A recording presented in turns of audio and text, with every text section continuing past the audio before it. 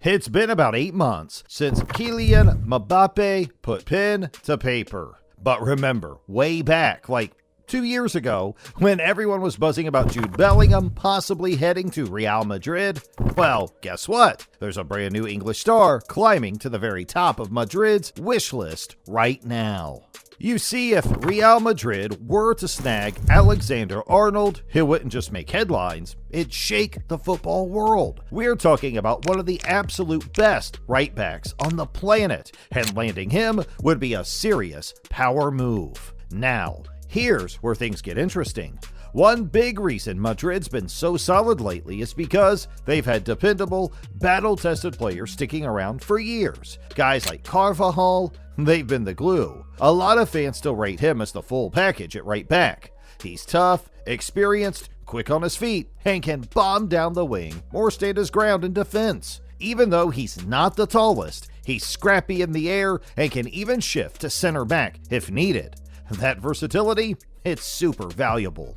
But look, Madrid's no stranger to planning for the future. Bringing in someone like Trent, who's 26 and just hitting his prime, would give that defense a whole new vibe.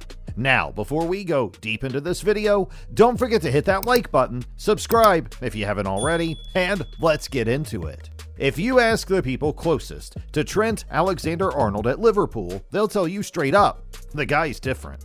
Last season, with Klopp in his final run at Anfield, Trent wasn't just a right back anymore. He was that guy. He was dropping between the center backs, sliding into midfield, running the show like a quarterback who could also sprint down the sideline if he felt like it. Now, rewind a bit to May 2023.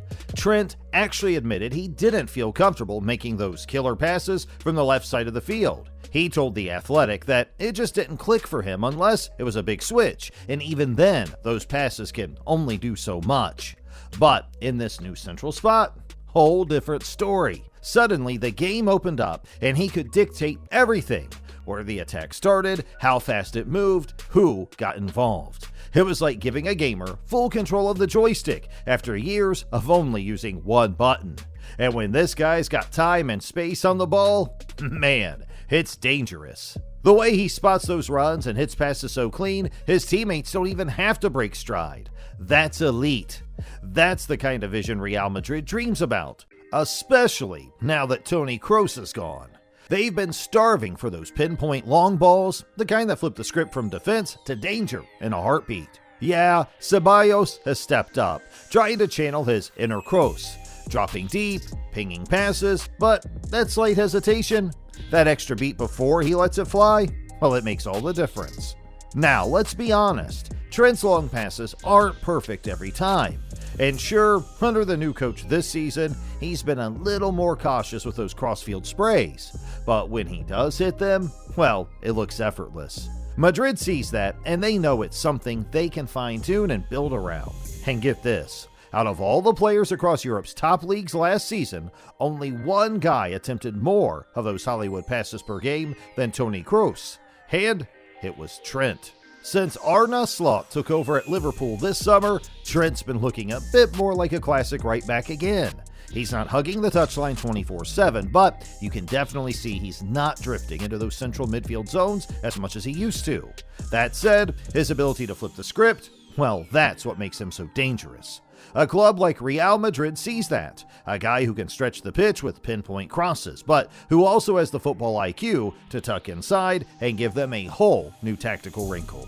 That kind of versatility, pure gold. And even if he's sitting a little deeper these days, and maybe not pinging those wild, highlight reel crossfield balls every match, don't get it twisted. The creativity's still there. Just rewind to that delicious ball he dropped in for Luis Diaz against Spurs. That was assist number 84 for Liverpool across all competitions. 84! That's wild for someone who's technically a defender. Of course, when people talk about Trent, his defending always comes up. And Madrid are aware it's probably the biggest question mark around his game. That match against Manchester United? Yeah, he'll probably want to forget that one. But here's the thing. This season, he's actually stepped it up on the defensive end. The more organized structure under the new coach has helped, and you can see it. He's reading plays better, staying switched on, and not getting caught out as much. It's still a work in progress, but he is improving. Back when Klopp was running things, Liverpool's game was all high tempo, high risk. That meant Trent was bombing forward constantly, which left space behind him. But under Arne Slot, there's a bit more balance when they lose the ball.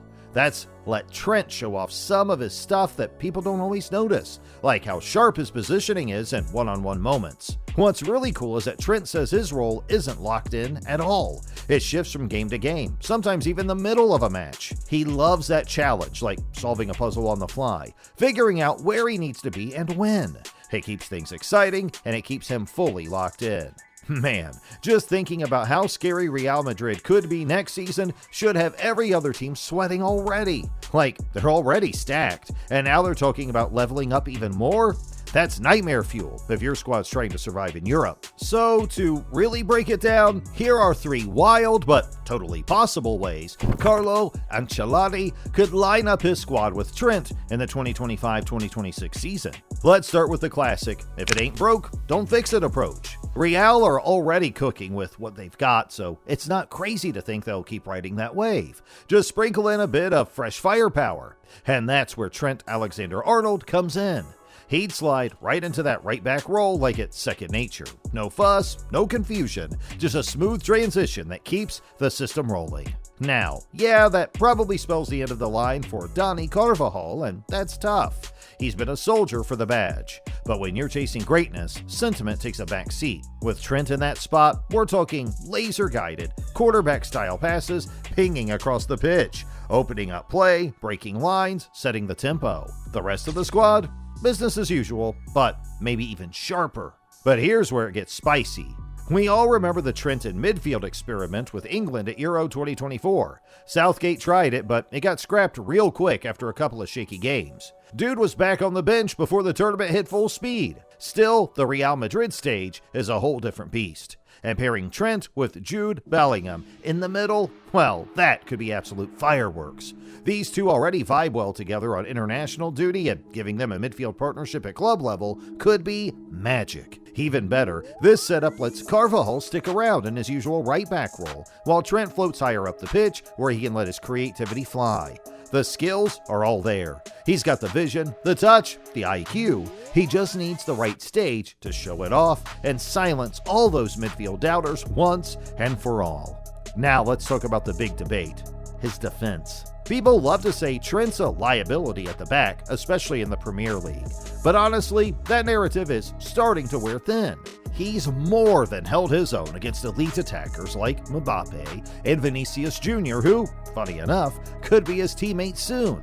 But just in case those defensive whispers come creeping back, there's another option. Switch it up to a 3-5-2 with wingbacks. Picture this. Raul Asensio, or Rudiger, locking things down at the back like a one-man firewall, giving Trent the all-clear to roam into midfield and surge forward, basically turning into a bonus playmaker. No constant tracking back, no defensive shackles, just freedom to sprinkle that creative flair. The catch? It might push Vinicius more central and leave Rodrigo at the bench, which doesn't exactly scream classic Ancelotti. But if the mission is to fully unlock Trent's powers, this could be the cheat code. And let's be real, this shift, it's part of a bigger trend that started way before Trent even entered the scene. When Florentino Perez first stepped into the Real Madrid spotlight, he didn't just make an entrance. He dropped a bombshell promise. Every single summer, the club would lay him the biggest, boldest football superstar on earth, no matter the price tag. And guess what? He's delivered. That's how the legendary Galacticos era kicked off. Think Luis Figo, Zinedine Zidane, Ronaldo, David Beckham, all turning the Bernabeu into a blockbuster stage. It wasn't just football, it was pure Hollywood. But here's the twist. Despite all that star power and money thrown around, that first Galactico era didn't exactly dominate like people expected. Just one La Liga title and one Champions League trophy? Kinda underwhelming when you look at all the names they had and the cash they burned. Still, that didn't stop Madrid from going back to the Galactico blueprint. When Perez got re-elected in 2009, he brought the whole show back. Kaká came in, then Cristiano Ronaldo, Gareth Bale, Eden Hazard, And just this past summer, Kylian Mbappe. Boom, boom, boom. One superstar after another.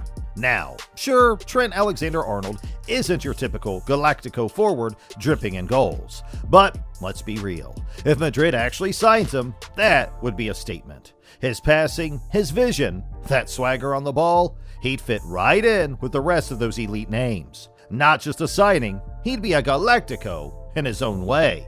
Hey, if you enjoyed this video, be sure you like and subscribe for more content like this.